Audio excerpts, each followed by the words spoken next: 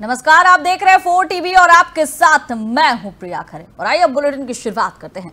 बिहार के पूर्वी चंपारण जिले के मोतिहारी में प्रधानमंत्री नरेंद्र मोदी ने एक विशाल जनसभा को संबोधित किया और 7,000 करोड़ रुपए से अधिक की विभिन्न विकास परियोजनाओं का शिलान्यास और उद्घाटन किया। मौके पर मुख्यमंत्री नीतीश कुमार और उप मुख्यमंत्री सम्राट चौधरी, विजय सिन्हा भी मंच पर मौजूद रहे। कार्यक्रम में पीएम मोदी का पारंपरिक तरीके से स्वागत किया गया। इस दौरान उन्होंने कई क्षेत्रों के विकास को लेकर बड़ी घोषणाएं की और बिहार के लिए केंद्र सरकार की प्रतिबद्धता दोहराई। सभा में भारी जनसमूह उमड़ा और पूरे माहौल में उत्साह देखने को मिला। पीएम का ये दौरा लोकसभा चुनाव की दृष्टि से भी आने वाले विधानसभा चुनाव की दृष्टि से महत्वपूर्ण माना जा रहा है।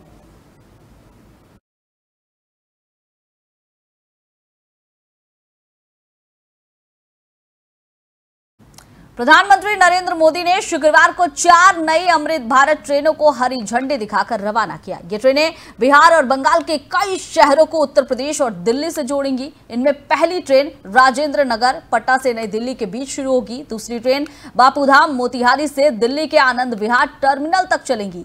तीसरी सेवा दरभंगा से लखनऊ के गोमती नगर तक और चौथी ट्रेन मालदा टाउन से भागलपुर होते हुए लखनऊ तक जाएगी। इन ट्रेनों की शुरुआत से यात्रियों को सीधी, तेज और आरामदायक यात्रा का लाभ मिलेगा। प्रधानमंत्री ने कहा कि ये ट्रेनें आधुनिक भारत की पहचान है और देश के पूर्वी हिस्से के लिए नई ऊर्जा लेकर आई है। उन्होंने बताया कि अमृत भारत ट्रेनें न सिर्फ किफायती होंगी बल्कि उनमें बेहतर सुविधाएं भी होंगी। इन ट्रेनों में आरामदायक सीटें, बेहतर शौचालय और डिजिटल सुविधाएं दी गई है। मौके पर बड़ी संख्या में लोग स्टेशन पर मौजूद रहे। प्रधानमंत्री ने इस पहल को देश की प्रगति का प्रतीक बताया।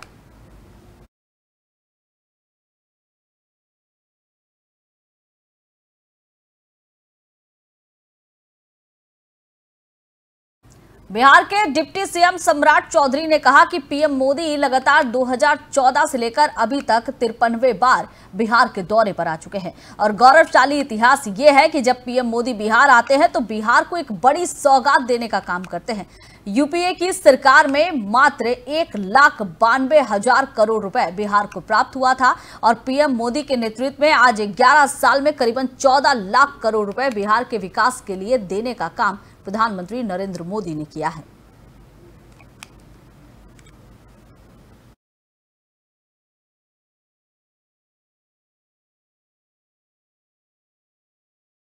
कांग्रेस सांसद और लोकसभा में विपक्ष के नेता राहुल गांधी ने कहा कि सच्ची राजनीति ये नहीं कि आप क्या कहते हैं और क्या सोचते हैं, बल्कि ये है कि आप ये महसूस करने में सक्षम हैं कि नहीं कि लोग क्या महसूस कर रहे हैं। और अगर आप ये महसूस करना चाहते हैं तो दूसरे लोग क्या सोच रहे हैं, क्या नहीं सोच रहे हैं, इसके साथ ही आपको अपने लालच, क्रोध पर अंकुश भी लगाना होगा।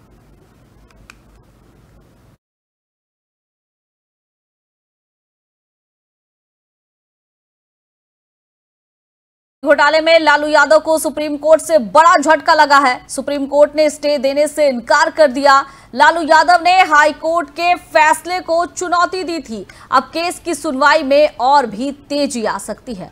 बड़ी खबर बता दें, लालू यादव को सुप्रीम कोर्ट से झटका लगा है। लालू यादव ने हाई कोर्ट के फैसले को सुप्रीम कोर्ट में चुनौती दी थी और केस की अब सुनवाई में और भी तेजी आ सकती है। बड़ी खबर, नौकरी घोटाला मामले में लालू यादव को सुप्रीम कोर्ट से झटका लग गया है। सुप्रीम कोर्ट ने इस मामले में लालू यादव को स्टे देने से इनकार कर दिया है। कहा लालू यादव ने इस मामले को लेकर पहले हाई कोर्ट में चुनौती दी, उसके बाद सुप्रीम कोर्ट से, और अब उन्हें इस मामले में राहत मिलती नजर नहीं आ रही है।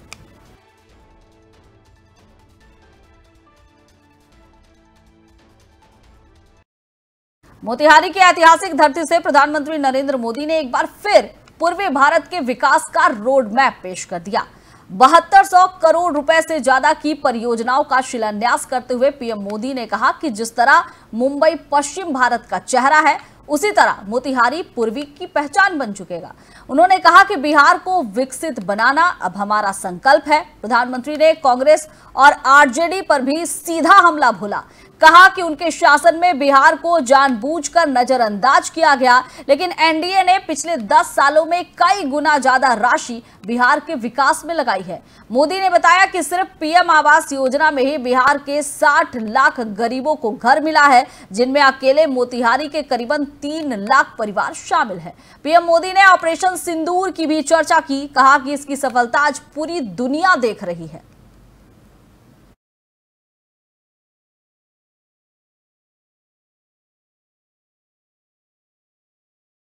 दिल्ली के मंत्री मनजिंदर सिंह सिरसा ने मुख्यमंत्री अरविंद केजरीवाल पर जोरदार हमला बोला है। सिरसा ने कहा कि लालू प्रसाद यादव के बाद अरविंद केजरीवाल ऐसे मुख्यमंत्री हैं जिन्होंने सबसे ज्यादा समय जेल में बिताया।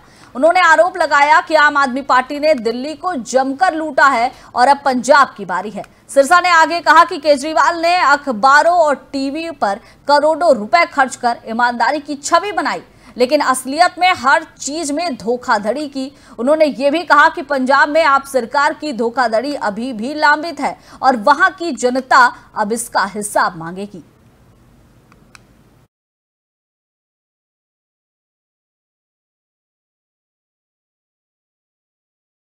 और महाराष्ट्र के जालना जिले से बड़ा खुलासा हुआ है। कांग्रेस नेता सुरेश गवली ने आरोप लगाया है कि नानाजी देशमुख संजीवनी सेडनेट योजना में सिर्फ 2.5 करोड़ नहीं बल्कि करीबन 250 करोड़ रुपए का घोटाला हुआ है। जालना के सरकारी विश्राम गृह में प्रेस कॉन्फ्रेंस करते हुए गवली ने कहा कि उप विभागीय कृषि अधिकारी शीतल चौहान ने वितरकों के साथ मिलकर शेडनेट, ड्रिप और पाला सिंचाई योजनाओं में फर्जी भुगतान और सब्सिडी का गबन किया और जांच में टीम बने 1.5 साल हो गए, लेकिन अब तक ना तो जांच पूरी हुई और ना ही दोषियों पर कार्रवाई हुई। उन्होंने चेतावनी दी कि अगर जल्द ही कार्रवाई नहीं हुई तो वे इस मामले को अदालत में लेकर जाएंगे।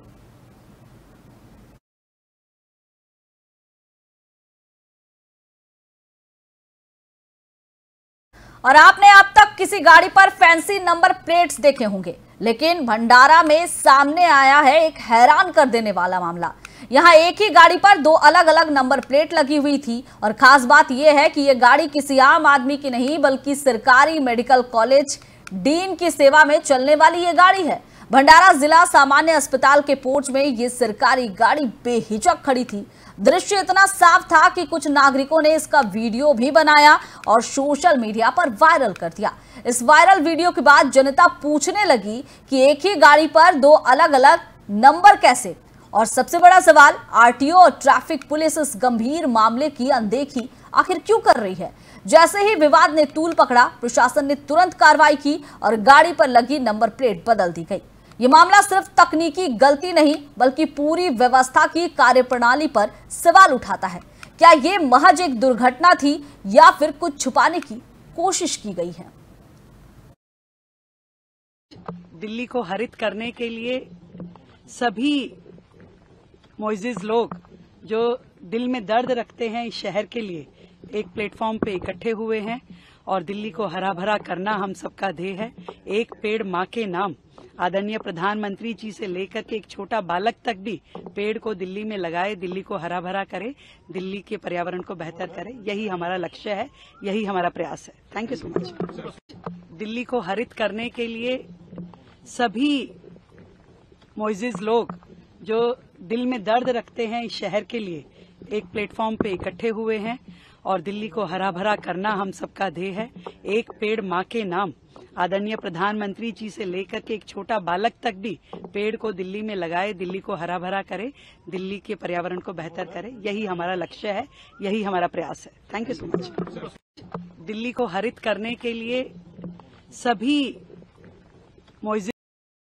और पटना से खबर आ रही है, नीतीश कैबिनेट की अहम बैठक आज शाम होने वाली है। मंत्रिपरिषद की बैठक में कई बड़े प्रस्ताव को मंजूरी मिल सकती है। शाम 6 बजे नीतीश कुमार प्रेस कॉन्फ्रेंस करेंगे।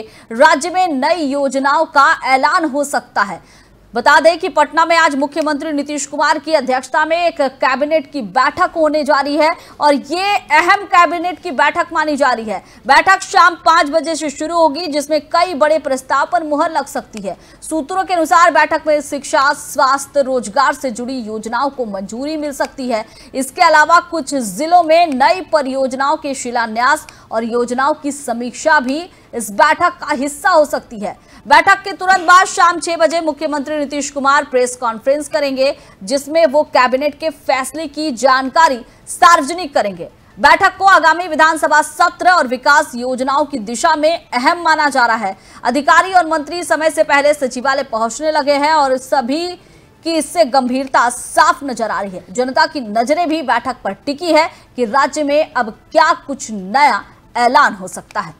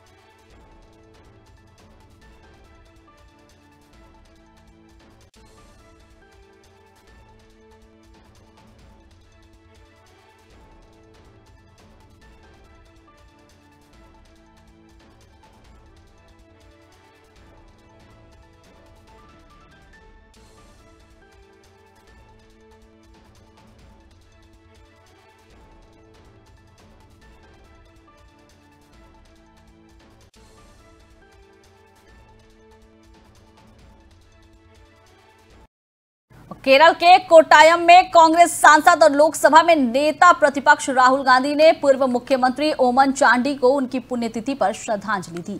वो ओमन चांडी के स्मारक स्थल पहुंचे और उन्हें नमन किया। इस दौरान उनके साथ कई कांग्रेस के नेता और स्थानीय कार्यकर्ता भी मौजूद थे। ओमन चांडी को केरल में उनके विकास कार्यों और जनता से जुड़ाव के लिए याद किया जाता है। राहुल गांधी ने कहा कि ओमन चांडी का जीवन हमेशा ही प्रेरणा देगा। कार्यक्रम में शांत वातावरण में श्रद्धांजलि दी गई और उनकी यादों को साझा किया गया।